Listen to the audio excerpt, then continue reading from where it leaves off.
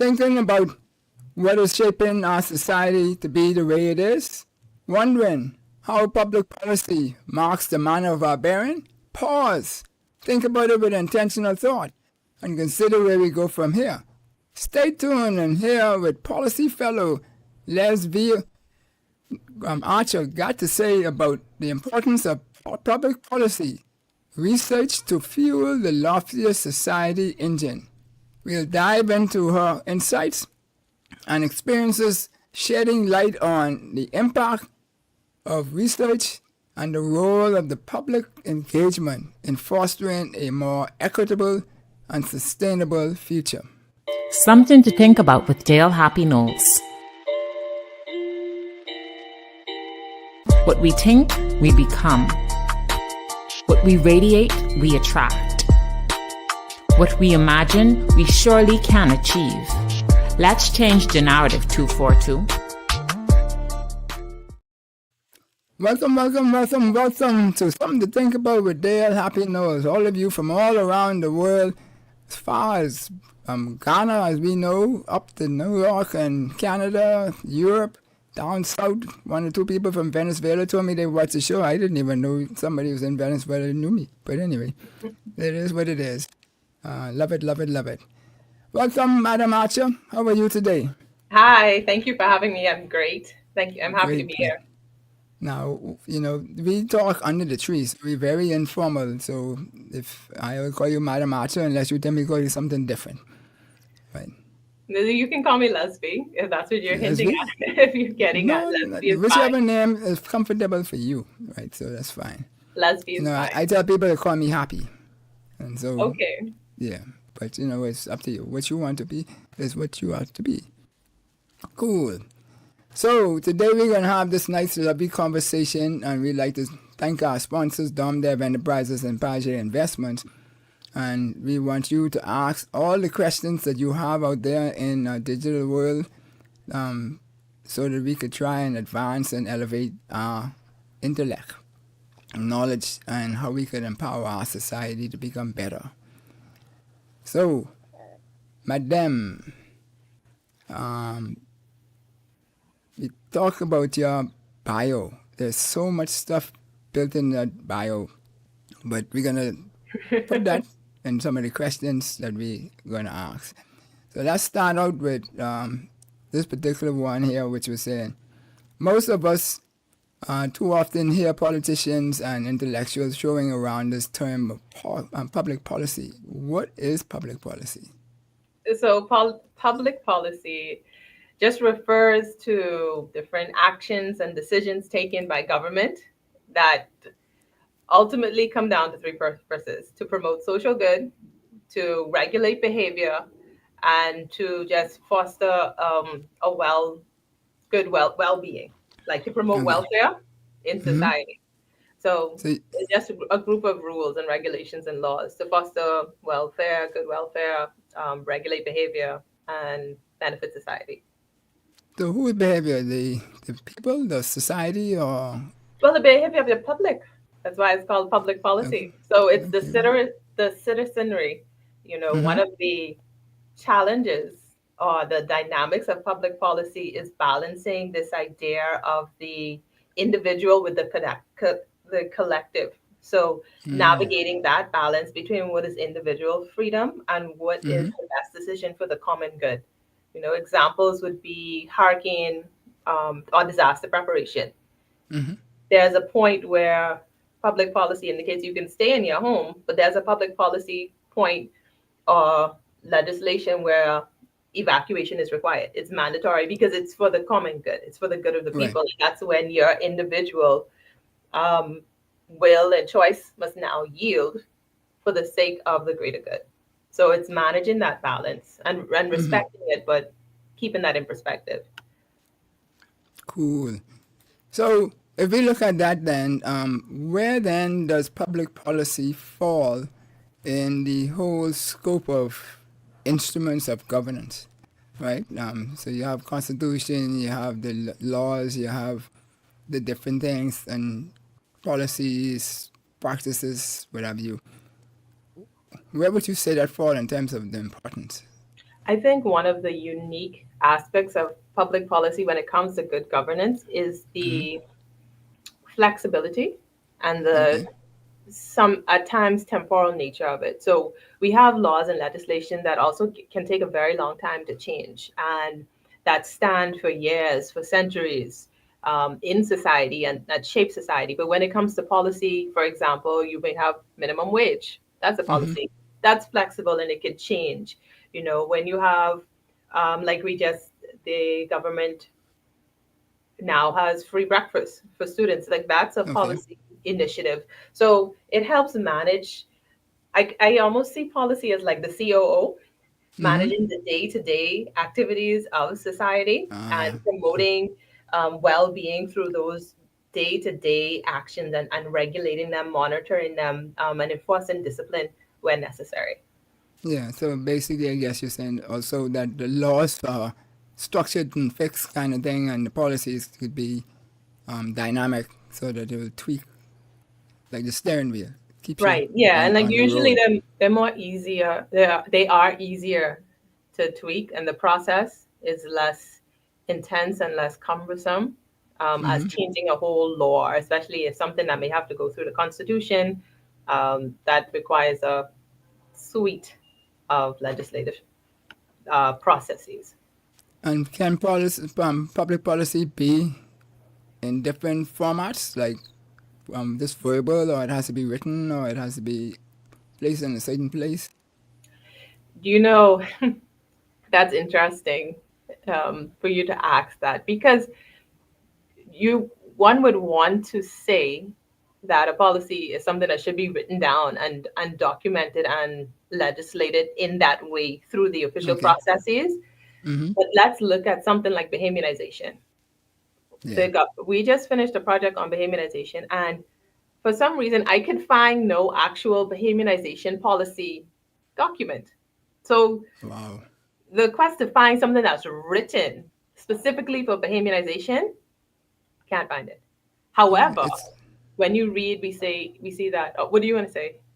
no, I was gonna say it's better in the Bahamas. That's written. So, That when yeah, that's an interesting one. But when you have discussions with persons and you do research, the conversation will be that Bahamianization was enacted through the immigration policy that created restrictions and work permit requirements, et cetera, et cetera, et cetera. So that is how it was enacted through work permits. However, an actual policy there, and there's also this broader understanding of what Bahamianization is in terms of there being some mentorship component and right. certain degrees. But are these goals being measured also as a part of a policy? If there's no written document specifically on it, then the conversation between policy and ideology Right. becomes conflated. So yes, a policy, one would say that it should be written down, but when we look at certain realities in society, the role of ideology and just the flexibility in which one can carry out a policy idea makes a verbal understanding acceptable in some spaces. Right.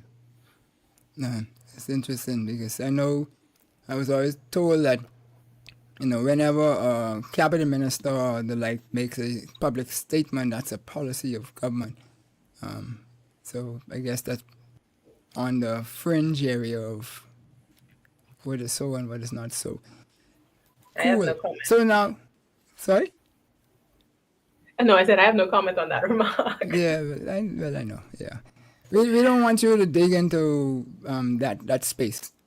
We just Thank want to you. speak to the actual structure of what is public policy and the like, and how we as people should be able to use public policy or engage public policy so we could get a better quality of life. So, Policy Fellow, right? Now, I don't know if it's a certification or it's a right of way or if it's however you want to call it, but I notice it's notably different than like certifications like I do engineering, so that's a professional engineer or biker. Accountants have CPAs and CFAs and all that kind of stuff. And then insurance have a fellow or whatever. Is this more of the same, or is it like a doctorate when you go in to do the internships and all that kind of stuff? Or is it a combination of all? How would you explain it? Yeah. Coming into this experience definitely requires some skill, some academic skill, even covering the basics of literature review, understanding different methodological procedures and different methods. At least a graduate background, Okay. I would say would be the minimum requirement. And then there are lots of specialty trainings because my background isn't in public policy. I know persons would have degrees in public policy and governance. Right. So that's definitely an avenue which would make you a good candidate for a public policy or policy fellow position to actually have a degree in it.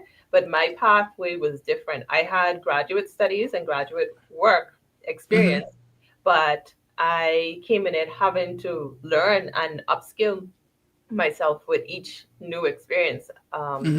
Fortunate that where I'm at the university, they provide professional development training opportunities. So taking the initiative to apply for different opportunities and having a growth mindset is critical, because things that come across my desk, I'm like, what is this? But when you think about public policy and you look at the nation and the issues that are happening in the nation, anything you come across my desk, from the land to marijuana to healthcare to hurricane or disaster preparedness, that's one way in which to have a basic interest in what's happening in society, or a willingness to learn. Right. A willingness to learn and become a skilled professional. And that has been my journey. Other institutes, they also have specialty positions. So for example, if your graduate work or your professional experience is in gender management, they may hire you as a policy fellow for gender, to specifically deal with gender related issues. Right. And I was speaking to someone the other day who said that every government organization really should have policy fellows that are skilled academic professionals designed to cultivate and generate research for the betterment of public policy for whatever particular ministry or thematic area that the country is dealing with at the time. So there is, I would say, the minimum of a graduate education or graduate education experience. Definitely interest in writing. You have to know how to write and be a critical thinker, or willingness to develop these skills. And in addition to being a good team player and support and helping with other issues that come across. All the intangibles, yeah. Right. Yeah. So interesting to say that, because we had something to think about, like to use this platform to try and expose the general public to different career paths that they could possibly take, right? And so that's why we trying to dive into some of that, so people can understand what it takes to become somebody doing what you do, or try to do what you do, because you're all special people. Everyone is special, happy. Yeah. No, but y'all got to deal with some things that, and I guess I say that about people who don't do engineering, right? Because engineering to me is simple, basic, easy. But some of the things, right? So anyway, that is that. And so the fellow. So. Oh, how does one become? Yeah, I just applied for the job. I applied. There was some stiff competition, and I just wiggled my way into my executive director's checkbox back in 2009. So I just applied. And I think this is something that is new to the university. And new in general, as we are trying to foster a research culture, not just within academia, but within the nation, to want to pursue research and development and greater innovation, because there's a lot of revenue potential in it. And just for sake of knowledge, why not have a more informed society? Why not have a more educated society? And why not have the knowledge used to educate our society be locally generated and homegrown? I was So fighting for that, right? yeah, so it was just something I applied for Yeah, in because in 2019. one of our chat groups, I always ask them when they put up all these foreign people's reports and stuff, and I say, well, who in country is doing these things, right? Why are they silent if they're doing it, right? We need to step up. Cool. So that means we're looking at all these things that you could make all of this make sense to us. People like us who don't really know it in detail, as you do, right? So that's a yes answer, I'm sure. Boom. So as I was mentioning, I was taught in universities that we proposed that the biggest cog is for universities to be the biggest provider or that should be the driver for governments to have the information in order to use for their formulation of policy. Not that y'all would do the policy formulation, so forth. Well, So I when guess step us through kind of, we talked a little bit about it becoming in motion and establishing the 215, 217 type time frame. But step us through what would that process look like in order to do a policy. you mean so to answer the first or to respond to the first remark, we have to remember that COB, from my understanding, was largely a teaching institution. And a teaching institution is different from a research driven institution. So when we had the strategic plan to transfer into the university status, Yeah. research started to play a bigger role, and there was this Right. larger vision and space for research. And because you are correct, universities do play, and they should play, rightly so, an important role in public policy creation, developing, as well as monitoring. Yeah, I agree with that. And what was the next remark? Up to 2015, I got the sense from UV professors in leadership that it had little impact on influencing public policy, much less be a driver. Well, we also have to, up to 2015, let's think about the culture of the Bahamas now. When government wants to understand a situation better, the culture of the country, government wise, is to pursue private consultations. So private consultations is a big part of the culture of the engine of governance in the country, historically so. Historically. Right. And so now we have the Government and Public Policy Institute, and we have other institutes and think tanks popping up and developing that are now focused on public policy, focused on supporting the government, providing additional research, providing additional information and access and outlets where policymakers can come and ask questions and have their questions answered, not necessarily through the private consultation route. So this is something Right. that's developing, but it's definitely been supported. The feedback that we have and the demand that we have from government coming in for research, the demand that we have coming from the public for research and information and access shows that, it's good seed being planted here to sprout out the development of a whole new culture, or to Right. strengthen the research culture in the country in the years to come, if your vision is big enough to believe so. Cool. Yeah, and so the other part to it would be then is what is the mission of TPPI? Do Okay. you remember that? Can I just look it up so I don't get Look it it up. wrong? The mission. Well, we have tech savvy stuff right now. So GPPI was actually started, remember, with the National Development Plan.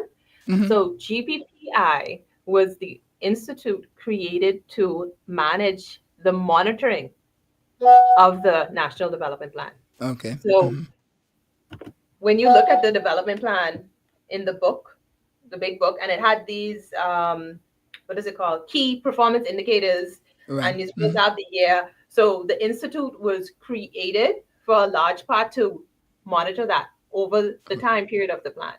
But the plan has still not yet been adopted officially Yeah. by government. So that is still very much pending. And we're still definitely available here to do it. That's actually a part of our creation and in the mission statement. But what we do is, and it's not coming up, so I'll just say it out of my head, but we are focused on generating research, critical Okay. thinking analysis, public engagement on issues of public policy and good governance, to impact the country, the region, and beyond. We also educate the public. We have public meet the policymakers lectures where we have policymakers coming in to discuss pertinent issues relative to the country. We also have a broader lecture series where we have an international person who may come in and speak about something that's pertinent or relevant to the country as well. We also partner with international organizations to help generate surveys, complete surveys, because when we look at the information, like you spoke to international information on the Bahamas earlier, when we look at, sometimes there's information missing, like the Bahamas, there will be no data entry or no data available. So that detailed work, we partner with organizations to help get those little blank spots filled for the Bahamas. Okay. Very good. That maybe because but I guess from a telecoms point of view or ICT point of view, the sector has to always report to ITU certain KPIs and information, and stuff like that. And a lot of times, some is missing stuff with that. Public policy in the Bahamas would be well better for it, with key performance indicators and better monitoring of whatever the targets was, and regular monitoring and evaluation and public sharing of the processes. Yeah. So now your research spans and crucial topics such as from conservation, sustainability, development, offshore financial centers, entrepot trade. Entrepot. You say it pose. I've heard the French people say it different, and another one. So yeah, well, the French will say po, but they don't pronounce the T. The T, yeah. Yeah. And social justice, etc., etc. So on the most part, we seldom talk about these topics, but this is something to think about is about, because we want to build $100 billion economy using the new built environment, right? So the question I would have to ask then is, what is the purpose of public policy? So that I could figure out in my head how I'm going to use public policy to get this $100 billion economy. So like we said, public policy is to promote welfare, address societal ills. Public policy can be to regulate behavior, to gain access to social goods like electricity, water. It's also to ensure equitable treatment of all people, that there is less, if not no, inequality or inequity in society. So those are just some of the purposes of public policy. It's like, I don't know the construction term, but you would have the Constitution and the laws as the foundation, but the public policy would be like, I don't know, the wood structure pieces of it to put things together and put things in place. So what will it be? What is it intended to actually change? I mean, those things that you mentioned, a lot of things to be done, but at the end of the day, what would be the outcome that is expected for a policy to cause? I think a good way to answer that would be, if we did not have public policy, what would happen? Right? If we did not have public policy, there would be a lack of structure and order, even something as simple as streetlights, right? As traffic laws and legislations. Come on now. I don't have streetlights by me. Let me not say I don't have them. The one right by me is not on and doesn't be on for years. So and that needs to be reported. Put that, yeah. Good. That's another story. If there was no public policy, there would probably be greater environmental damage, right? So public policy is designed to it's like self-care for the nation, right?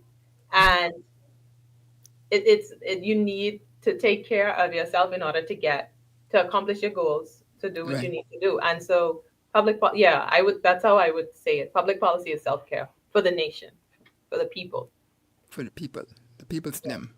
Yeah, something as simple. I don't know if they've changed it, but when my husband and I lived in Barbados, Barbados did not have a minimum wage. So they had certain sectors, their minimum wage was specific for sectors. So like the retail sector, you had to be paid a certain amount. But persons who were hired to like as messengers or worked in other industries, there was no minimum wage. So I literally saw my husband worked in some of the HR section there. Certain people would get paid like $2.50 an hour or $3.50, whatever the employer felt like paying Right. them, right? But in the Bahamas, we have had a minimum wage as a Wedge. public Right. policy for a very long time. So Yeah. it Even though. prevents exploitation, it encourages equitable treatment, and it safeguards vulnerable populations. And even people who are willfully in ignorance are protected and benefited from public policy. We have a certain age that you have to stay in school. There's a certain age before you can work. Those are issues of policy. And that rolling right into this question here. Say, from your experience, do we as a nation understand the machinery for formulating public policy? So, part of it we talk about research, that which is in your square. But if we look at the stepping stones right through to policy, I'm sure your background will give you information on how that process ought to work, without going into details of what other people do. Right? I would say a key component that we probably need to implement more in public policy creation is science. When I say science, I mean numbers and statistics, and to be generated to generate public policy based upon numbers, but numbers that are real and authentic and measurable, and achievable. That reality check needs to happen more, not just discussions where, oh, the government says they will implement ABCD as a reactionary policy, and that also this discussion about whether you're being proactive or reactive in public policy development, that that is a part of the machinery of public policy in the Bahamas, which would make it hard for people to understand. Because if something happens and then there's just this policy that comes out as a result, that can cause confusion, right? The citizenry or the electorate sometimes already struggle with trusting government, right? They already struggle with understanding that there is a very complex bureaucratic process. I'm not even sure all people in government know how the The public process policy work. is developed for a certain. There's a lot of bureaucracy going on. So how much can you expect the electorate to understand when there's a lack of trust, there's bureaucracy issues, and then sometimes there's this understanding that the policymaker, i.e., the politician, because their role is to make policy, is detached or separated, or I cannot access them anymore because they are now on this level. So I am a citizen. I have issues. I want my community to be addressed. I want this particular matter to be addressed. But I am catching the bus and I see this uh, Escalade with black tints and the cabinet minister number driving past, in their air conditioned seat. You almost become an untouchable when you see it from the perspective of citizenry. The So, citizen, right? from the perspective of the citizen, so that also would hinder a comprehensive understanding of the machinery used to formulate public policy, because access to policymakers is a part of that machinery for them to hear the voice of the people and for them to understand and know or learn how to effectively respond to it through science, through research, through data, a data informed decision more than an emotionally informed decision or a time pressured decision affects what we can understand. Yeah. So is it fair to say then that from a parliamentarian system like ours, generically, that the actual policies are generated by or formulated by the policymakers who are actually the elected officials, as you mentioned, the cabinet ministers in particular, would be the leaders in that process. But the information that they use to gather that could come from any area of society, or is it some strict areas where they have to get information from? No, well, public policy is a matter of research. So you look at the literature and case studies and consultations or private consultancies. It's also a matter of stakeholder engagement. And we've seen a lot of that, right? Okay. With the right now, I think I'm not sure if the land bill is still out for consultation or not, but they put bills or they put Yeah. I know what you legislation mean. Yeah. agendas out, and they want feedback. For the cannabis legislation, they came to the University of the Bahamas. They said, we want to meet with you and hear feedback from the University of the Bahamas. And I sat down and gave them, along with my colleagues, we gave them our feedback. And that the idea is you engage stakeholders to hear their perspectives, to include it, to create a better policy. And even with the cannabis legislation, I think it was the Attorney General a few months ago, he said that we received some feedback that we feel is particularly useful, which is why the cannabis legislation was delayed, because we want to make some adjustments based upon some recent feedback we received. So it's very much an engagement process. The extent to which the electorate believes that their views are actually taken seriously is another conversation, but there's also evidence. And I think also, you work in telecommunications. I've seen the feedback when the energy bills, the renewable energy bills came out. There were some documents that I reviewed that actually showed the feedback that was submitted by persons and individuals and organizations on what they agreed with, what they didn't agree with, what they could recommend. That was actually included in the renewable energy policies that was generated. So public policy in the Bahamas is intended to be, and I think there is a striving for it to be, a collectively generated process. However, we also have to be aware that there is a leader who has to make a decision, which is the policymaker. What is going to be the final say, or the prime minister or cabinet? Who's the final say that's going to happen? And if that means they stagnate the adoption process, like what's happening with the Freedom of Information Act, or however the wheels want to turn, then, that's a leadership decision now. Right. So it also might be fair to say then that more of us are in the governance process than we might think, right? Yeah. Because, we always get the comment on the street and say, oh, them fellas saying know what they're doing, the this, the that, we like them, but they ain't doing what we say to do. But we don't see ourselves as being a part of that process.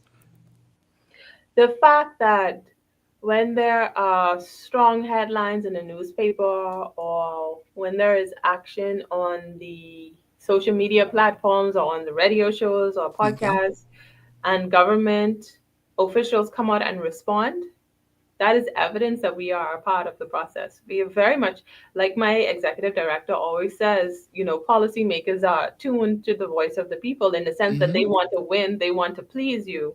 And it's actually, I actually heard a politician say that it's actually the people who don't realize how much power and influence they have over the policy makeup. Really, if they were to push and press and stretch and not just give up at the first sign or the first feeling that, they're not going to hear me, why even bother try, or they just want A, B, C, D, E, F, G, and not quit. Like, you can see things happening. You can get effective public policy for the benefit of the common good, because that is essentially the essence and the purpose of public policy. And the policymaker, that's his job, his or her job, to do that. Cool. So when we select people, we should select people who we know have support, not necessarily that they have the skills, but the support. And so you mentioned earlier about maybe you've heard or read or saw, where some organizations should have fellows in all of these, I guess, the ministries. Let's use a ministry, for example. Each ministry should have a possibly fellow to support public policy generation. I do think that would be a good idea. This wasn't my idea. I heard one of the, No, I I'm was saying you speaking saw, to you somebody who heard of said that, but somebody. I agree with it. I think in the same way that ministries have a permanent secretary, and the permanent secretary is like the GOAT, the greatest of all time, in knowing what's going on. Like to have a research person that the research is connected directly to public policy and maybe some kind of archival role as well in every ministry, or even a small one or two or whatever, like as a permanent or solid position, I think. And it doesn't even have to be a permanent position like the permanent secretary, because my role as a policy fellow is to, one of my roles is to constantly generate output. So I'm constantly publishing, I'm constantly releasing information, data, policy briefs, etc. And I do believe they do have policy briefs internally in the ministry, but Right. that connection between the community engagement and the government and private sector that we have at the Government and Public Policy Institute where I work, I feel it will be beneficial, a beneficial component to government in general. Right. Because at my former place of employment, the Big Blue, they, at one point we had, I forget what we call it, HR. Anyway, just like how you mentioned, we would have a policy person in each ministry. We had a HR person assigned to each executive. Oh, Right? okay. Granted, they were not in the executive teams or their teams, but they're part of HR, but they were there to handshake. They were like ambassadors for HR. And they were HR people, and they would help us with all aspects of HR that on a day-to-day basis. And then if we had bigger issues, we'd go to the director or whoever in HR. So I could see the value of that, because even though we have this as a question, it's more of a statement that because it helps us translate the needs of that executive into policies that could be used that wouldn't have been adversive to the HR rules and regulations, etc. So they kept me out of jail. Let's put it that way. But and also it's more affordable than when a private Right. consultation or consultancy. It's probably more affordable to just have someone, inside that connection doing it. But I mean, that's what we're here for at the Government and Public Policy Institute, Yeah, yeah, right? yeah. And you get institutional knowledge too, that the But that's what I was foreign thinking, an person don't get. academic. But I mean, we have lots of academics in the public sector anyway. So yeah. All right. So from your research that you've done so far, is there a science in selecting priority? Because you mentioned about about 8 different things in your bio, and I'm sure it's more than that, right? But The science is balancing the demands or the need, the current need of society with what my executive director tells me to do okay, and the needs of the university. But I also have space to pursue my own um, personal interests in a professional way. So, example, my graduate studies, I focus on offshore financial centers and I study culture. So there have been opportunities for me to pursue research through GPPI and through the institution in those areas. So my personal interest balancing with what the executive director would say, listen, team, we need to focus on this, or we received a commission from the university chair to have a study on this, or look, we have policy Wednesdays as well, where there's a topic that's in demand. Okay, we need to have a public discussion on this, right, do some research. What does the literature say? What's happening? A, B, C, and D. So trying to keep current, which is why the scope would be so broad, because one day when right, you look at the paper conservation, the next day is crime, the next day. So, you know, just yeah, every day it's that balance, the big projects yeah, with the little ones. yeah. Because I was just curious whether you all canvas the public to find out what they are considering, but like you say, you might do it through the radio But we have to stay access. up to date with the news as well. And I will also tell you, we have actually had organizations come to us for help. Like there was this community watch group, and they wanted to put forth a policy for something that was happening in their neighborhood. They wanted to approach the government with a policy proposal, and they didn't know how to do it. So they reached out to the Government and Public Policy Institute, and we assisted them. We helped guide them and gave them directions, and also a tangible paper that they could use to work for, to refine, to put forward to the government. Ooh. Oh, okay. So time's starting to run away from us. So how important is public policy on marking the manner of our bearing? You know, like to stick with these institutional instruments. The Bahamas, so to come out our national anthem. This is what we should be bearing towards, kind of thing. So how do we tie the two things together, or is it tied together? I would answer that with a question. To what extent would we argue that poor public policy is responsible for some of the societal ills facing our nation? Because that's a part of our bearing as well. You know, we look at it from the good, but has poor public policy contributed to some of the ill that we have to bear in society? And it should be a sobering question to think about. So, which means it's very important, you know, if you don't have, or if public policy is poorly designed, Right. disaster. As simple, if we go simply to the role of traffic rules, and the disaster that would happen if the public policy around traffic rules was not effective. But let's put that on a bigger scale in terms of, we've had women cannot vote. We've had property ownership. Only a certain type of male could own property at some point. We've had crime and violence. I saw a paper released by the former commissioner that had a lot of proactive recommendations on reducing crime. But that's a matter of policy. How do we approach policy? Do we want to approach it this way? And the society that we're going to shape, and we have to have a sobering look at where we are now and say what policy inefficiencies could have contributed or likely contributed, or lack of policy contributed to where we are today. Yeah, and I know that right there, that question you put back to me is why I pursued you for so long. From, I think it's almost don't do it now. Come on. I responded to you, and then I called you today with my. I'm talking about when I originally mentioned to you back at the seminar. Oh, when we first met. Okay, right. Yeah, it was nice meeting you. Yeah. No, once we got to find space to connect, then that was boom.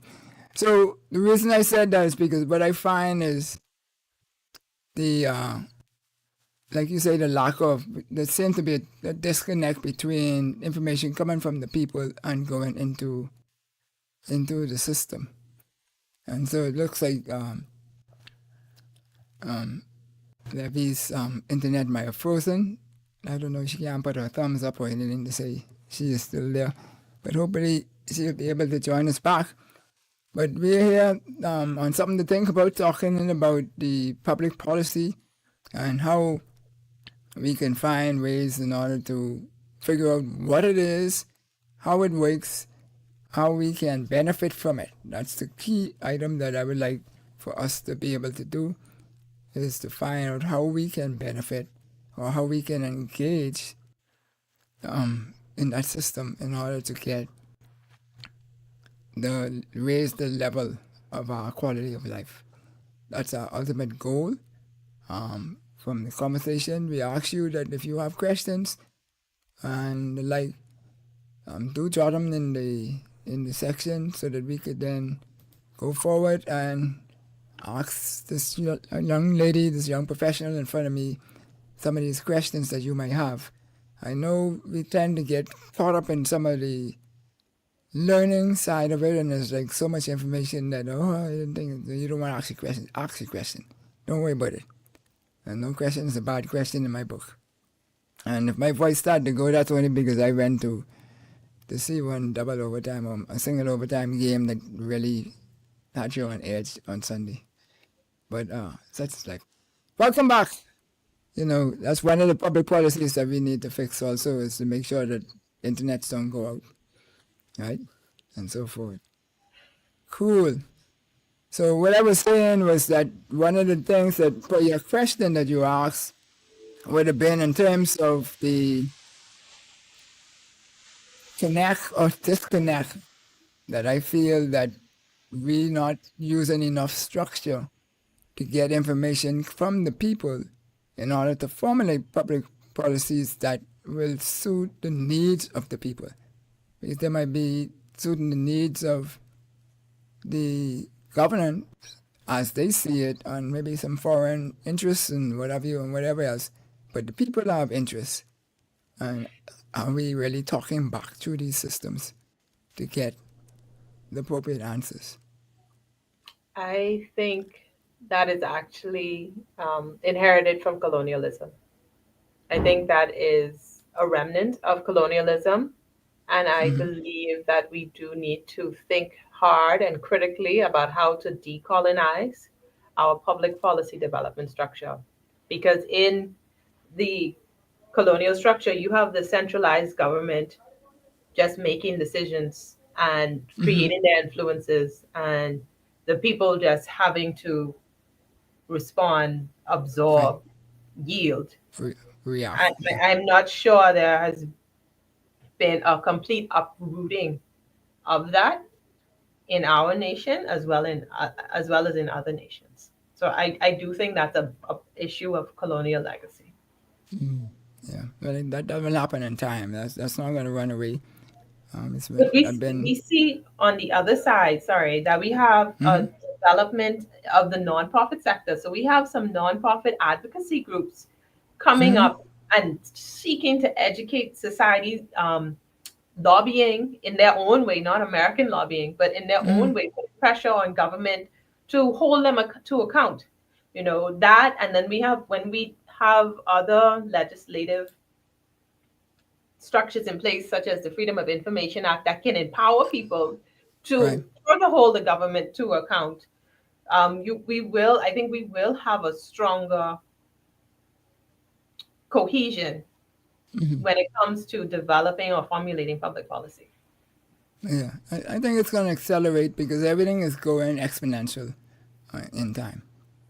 Then we just get to a point where we can hit critical mass, and then people going to wonder. I mean, just look at the last 20 years. What was happening 20 years ago compared to what's happening now in the last 5 years or 2 years, kind of thing is mind-boggling if you think about it.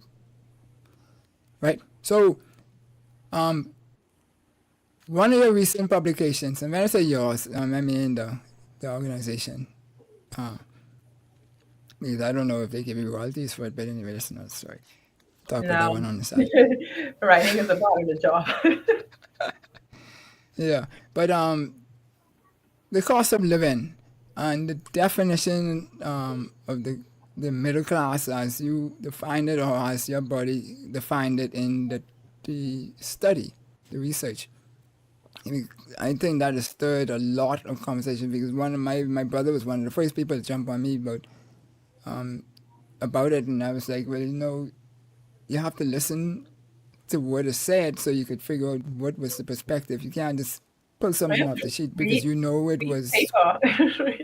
Yeah, well, I mean that too. I'm sure he would read that. Knowing him, he's one of them people that like digs deep into things. But the thing is that we tend to, if we see something and we have a familiarity of it in the past in a certain way, we won't even find out if you just use that word in a different context. We assuming what we knew before is what you were applying, right?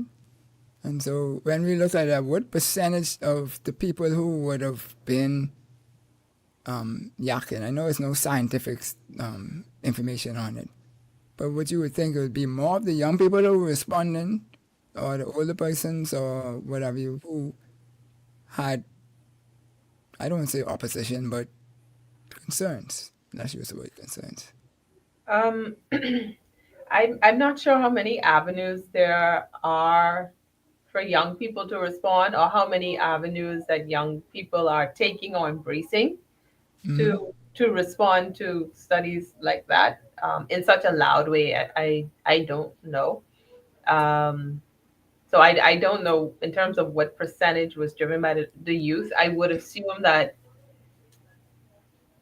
it was probably critics and maybe persons who would consider themselves middle class, and there's no consensus on middle class, so you can Right. rightly be so middle class, but that the numbers just appeared, shocking, or sobering, and driving. So I think a lot of criticism, a lot of worry and concern, and a lot of curiosity. So ultimately, if another study can be done on cost of living that may choose a different methodology, um, I welcome it. If this is what it takes to get us to demand more research, or for us to even produce more research so that we understand our own lived realities, because I know some people certainly critiqued the study saying it was too little. It's not. That's not their reality in New Providence. If they have to pay mortgage or other things, or loans or other things, like it was too little. So a greater understanding of our own realities, and greater investigations and studies on that is what I hope will be one of the outcomes of this research. Yeah. And the reason why I'm asking the question, and particularly with the young people, is because I'm looking at it and saying that, okay, if maybe you could just define what was your definition of the middle class for the purpose of the study. But if we now have so many people responding, commenting, and some of them, I figure by 20 or at least percent of those was just want to get on board. But we like to get, okay, other people respond, so I need to get on board and say something, whether it's contributing or not, right? But there was a wealth of responses, and I haven't seen in the last 20 years or so anything that got so much responses from such a diverse group of people as this study. And I think it's a good thing, because now maybe we're waking up that we have a voice, and we could say what we want to say to impact these things. And so that's why I asked about the youth, because I wanted to know if it was more the youth, or is it just everybody waking up? At the university, many of the questions that came from the youth had to do with, I want this life that you're describing, the middle class life. I want this life. What do I have to do to get there? If I'm at UB now, what do I need to do to get this life that you have described to me? That was their question. That was I would think that was the most common question I received from the students at the university about the study. How do I get this? How do I afford this life? What do I need to do as my next step? Right. Because I know with my son, he when we had some conversations on it last year, one of the things was that he wanted to know that same question. Okay, so I want to live this type of way in the Bahamas, right? Wait a minute, right now he was looking to be upper class, but anyway, the bottom line is, Go on, go ahead. yeah, his view is that you strive for the highest, and so wherever you What we reach, don't still know be is much better. the pain of patience. You imagine working and not having a house until you're 50? Like, that's not the vision of a 20-year-old. Not all dependent white picket house, white picket fence house, when you have your own yard and everything. Why we have so many low cost houses and what have you. But the point is that he wanted to know what is the amount needed to really live So, if he goes on his own, what he would be and all that kind of stuff. And I know there was one study that said something, I couldn't find it, it was in one of the think tanks, and they had said that 54,000 was the average living, sustainable living rate, and that was a couple of years back, I think just before COVID. And so I was just curious with your study, how it all added up together. And like you say, you left out some things. But basically, from what I understood of it, you painted a picture as to what people would be considered, what they would want or wish, how they would wish to live. And then this was the cost associated with being able to live that type of life. Well, so this study was an outgrowth of the livable wages study. Right. I don't remember the annual total, but I think it was around $4,400 a month to have a basic but decent life for a family of four in New Providence. So I don't know what that 4,400 a month times 12 would be, plus inflation up to 2024, because that data was collected in 2000, I think. So there is an affordable, basic but decent lifestyle that may be around the figure that you stated. Now, when that livable wages survey was done, our team we focused on the inner city areas. So like I use the example repeatedly because it was such a beautiful home. It was I found a 2-bedroom home off of McCullough Corner in Mason's Addition for $400 a month, right? Plus utilities, that was around $650 a month.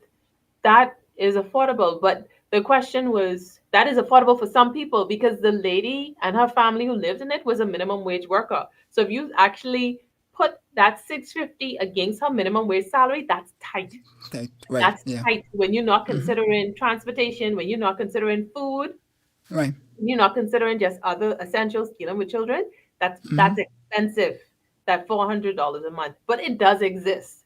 So there is a basic and decent standard that's less or lower than the number that was generated for this middle income study. But by expanding the parameters of the study to the outskirts of New Providence, another reason it was important to do that, as I stated last week, New Providence is structured in a way where its outskirts, you have the very wealthy living right next to, just think about it. You have Grey Cliff, and this is a legacy of slavery in part, right? A 5-star restaurant.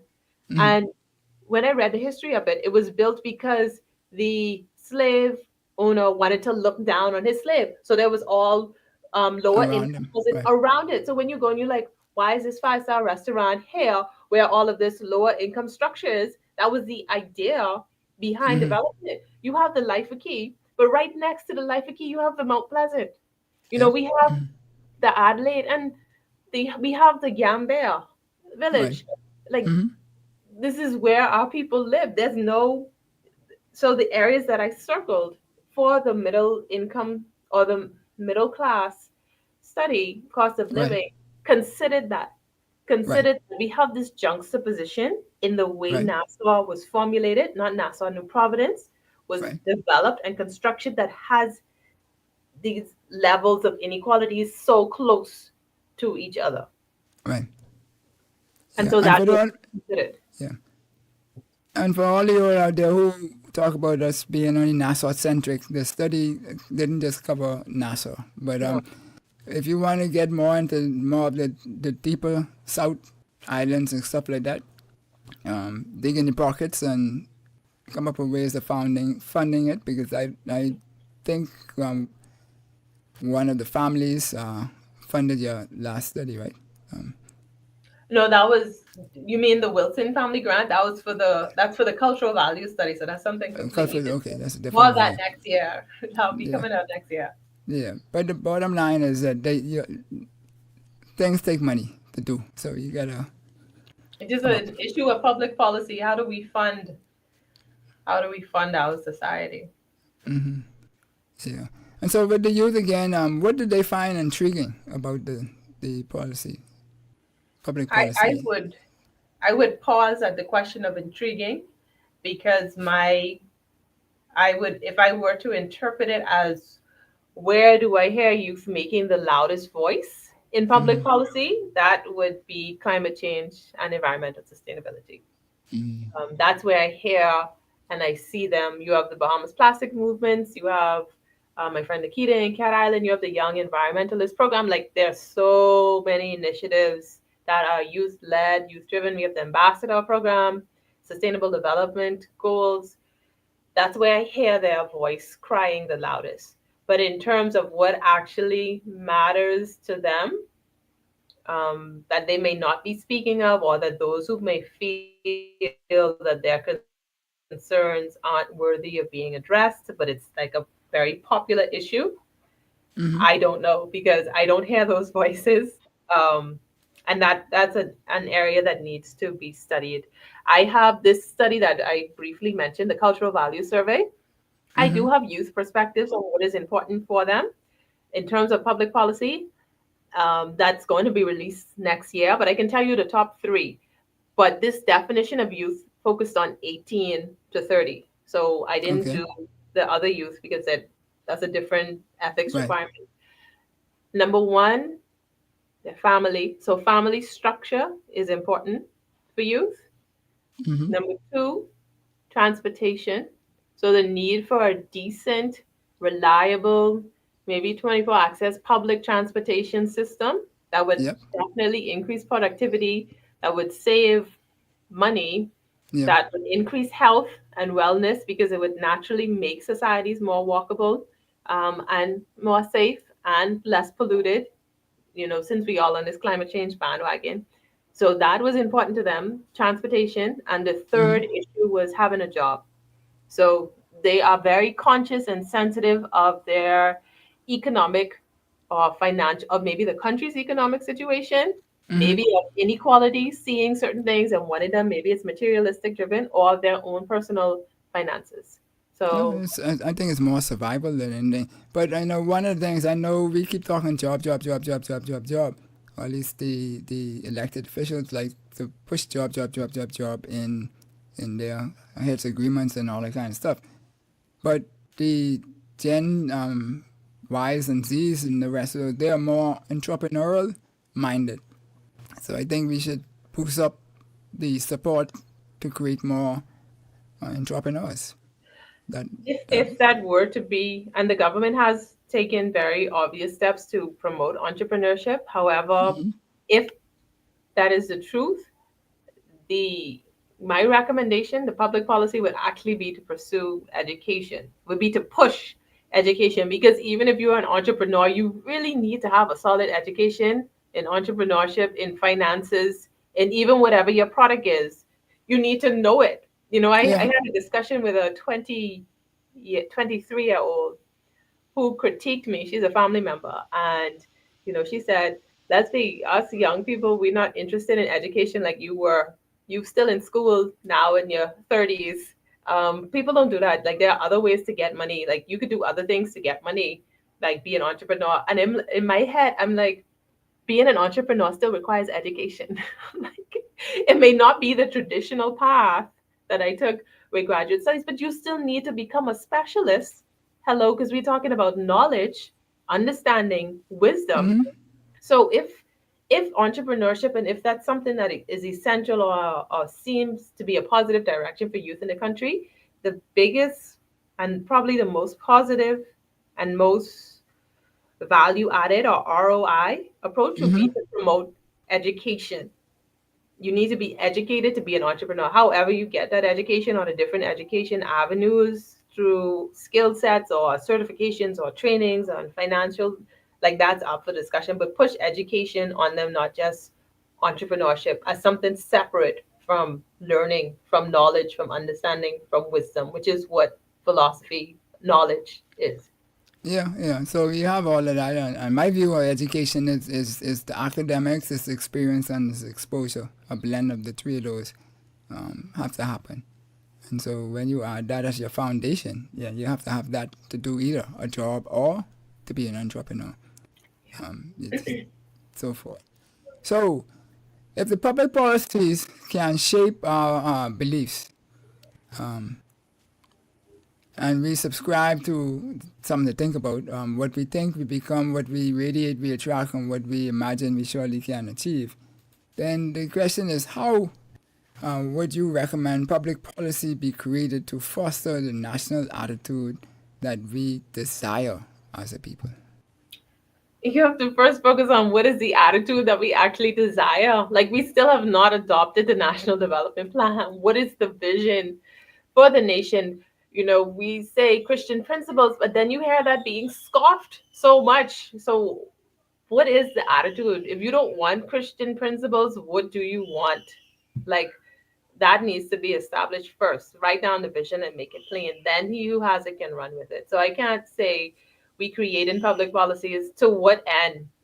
March on Bahama land. You talk about the national anthem. March on where? Where are we going? Where?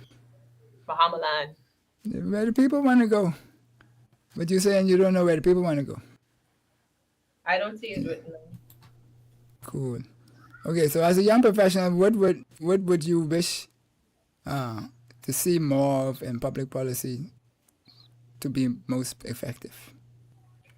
More monitoring and evaluation and that when public policy is developed, the entire management structure is taken into consideration. Like, we just dealt with something in conservation where well-intended policies were put in place, but the management and administration process was not fully fleshed out, which then created so much hiccups for the effectiveness of the policy. So we need to have comprehensive thinking through greater science-based policy development, but also willing to incorporate this monitoring and evaluation as a part of the public policy structure, and that it be transparent, so that people can see. And it's not to critique, oh, this policymaker made a bad choice, or this politician or this government party put in a bad policy. But if we go back to what I said, that public policy is like self-care for the nation, we need to keep checking our diet. We need to keep checking our exercise. We need to keep checking to see where we need to tweak and adjust. And if we do it for the betterment of the people, and we could see ourselves as a collective, that's what I would want to see, to answer the question. Cool. And when a couple more was what would we like to see more of the youth do to impact public policy? I would love to see protests.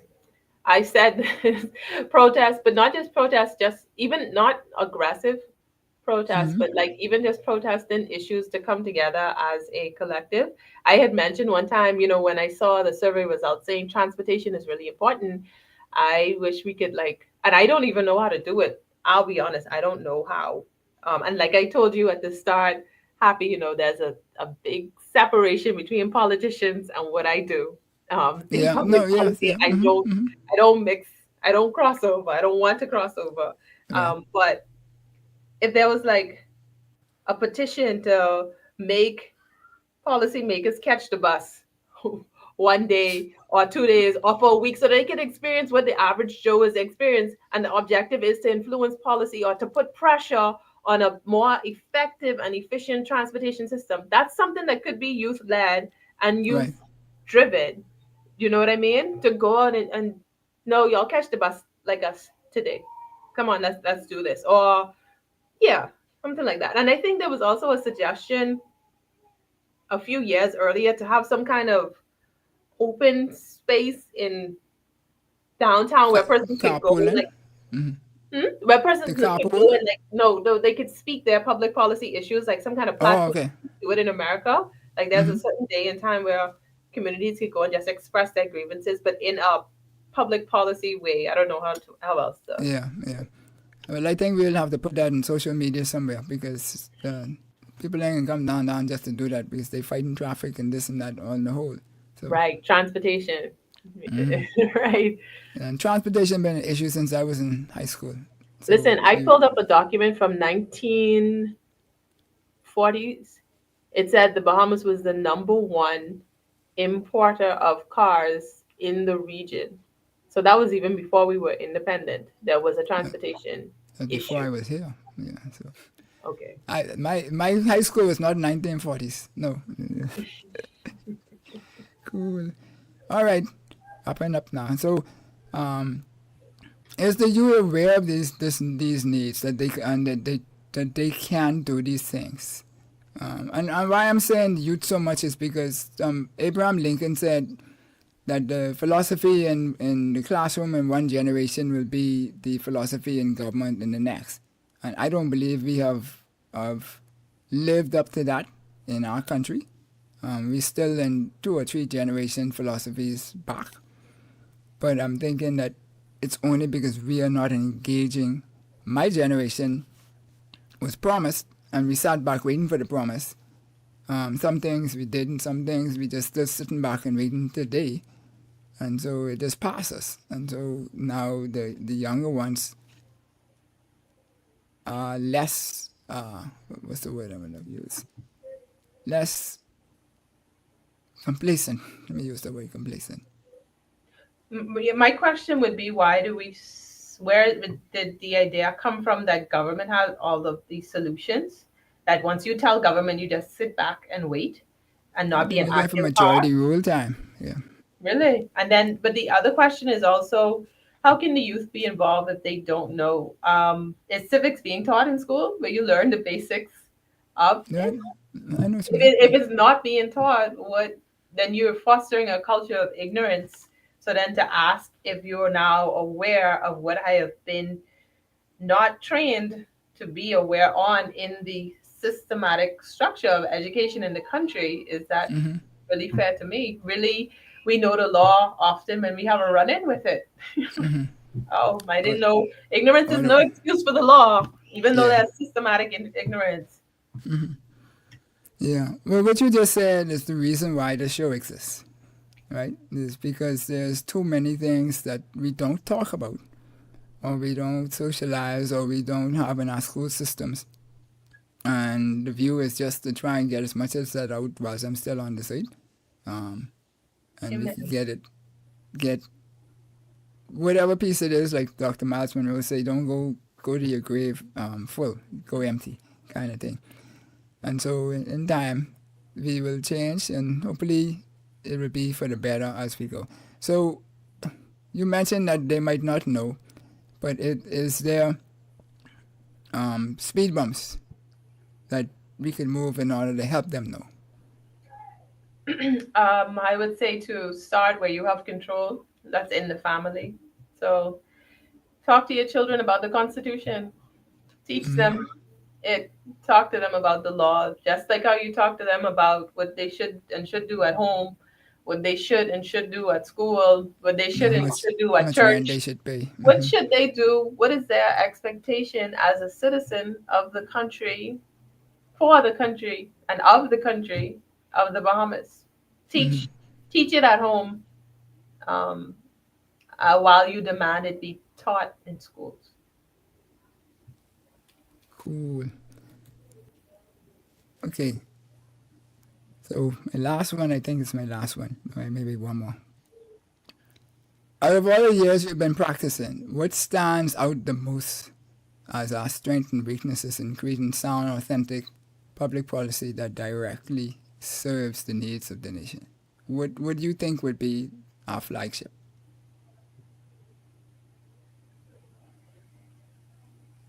In terms of one signature public policy, Yeah. that's a very hard Sound like last that one. question. I don't know. All right, let me give you And I an don't easy think one this is then. the correct answer, but I'm going to say democracy. That's probably not public policy, but the fact that we have a choice and we have free will, we are an independent nation. The fact that we chose independence, which means we have a responsibility and the privilege of creating our own path. If we decide to do anarchy or be irresponsible with our path, then it's on us. But again, independence is not public policy, probably. Yeah. That's the best Cool. answer I have at the moment. That's a good one for now. So I'm proud to my be last question is, what does our legacy shape our mind towards public policy? And you talked a little bit about colonialism. That's part of the legacy. Is there anything else that shapes it? it connects to colonialism, but there was this article published in 1972 about the model personality of Bahamians, and it described the empirical study that the author did, Leafly. She described Bahamians as adverse to authority, not liking authority and not That's true. being assertive persons. And she attributed it to colonialism because there was so much tension with having an authority or oversight, that there's a problem with it.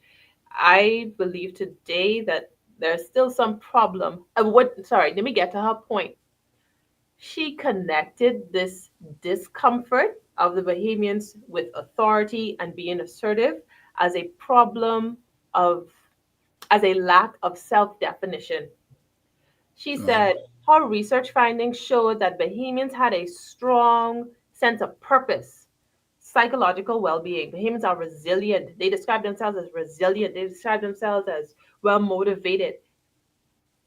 They know why they are here, but they do not know who they are. And because they do not know who they are, they have a problem with someone else coming at them and saying, I am this and you are that. Or we have to work together in this kind of hierarchical relationship.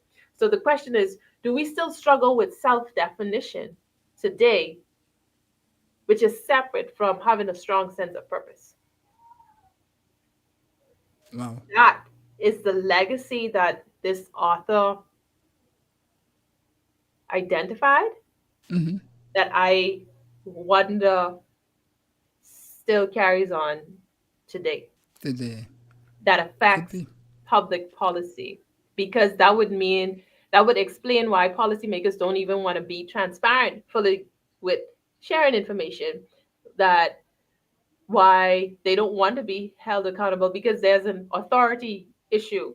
There's an issue of the mind. There's still some mental unraveling, Fog. Let's use the word fog. fog that needs to be removed.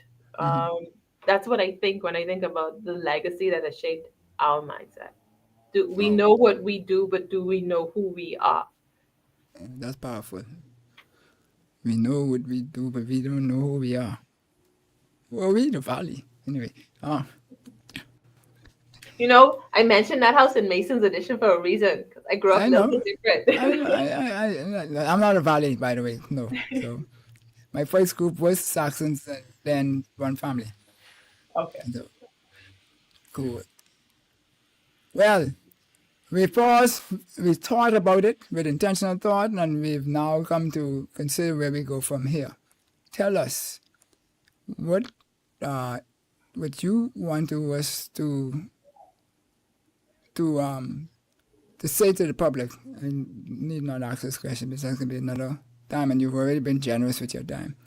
But that's not what I want to click on. So what have we covered that might not have touched out as well as you wanted, and you might want to say something to the public? What would you want to say?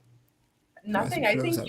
I think you did an exceptional job with your Oh questions in boy. terms of comprehensiveness and critical thinking, and you challenged me um, on several aspects. You might not have seen it, but I appreciate this conversation very, very much.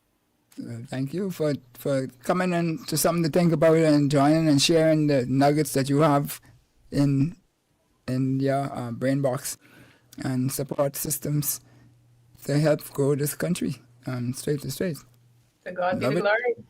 There you go. And I'll let you go to go take care of all of the good things that you take care in the evenings that I kept you away from for 20 more minutes than I said I would. It's okay. But you enjoy, have fun. Thank you. Thank you for having me happy. And I'm so You're glad we welcome. met. Okay, cool. Likewise. All right. Bye. So, folks, you've been watching Something to Think About with Dale Happy Nose, and we've had Policy Fellow Lesvie Archer who's on, and she shared a lot of information, and we hope that you found it of value and were able to dig into it. And you could always play the shows over and over if it's something that you wanted to draw out of, and just pull up the sections that you want. Watch them, and they will teach you some things that, because I learn every day on these shows something. and so it's a good resource. Share it with all your people.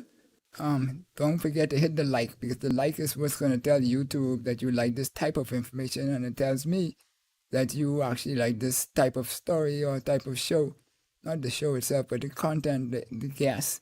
And I'll try and bring on more people in that vein, in that subject matter.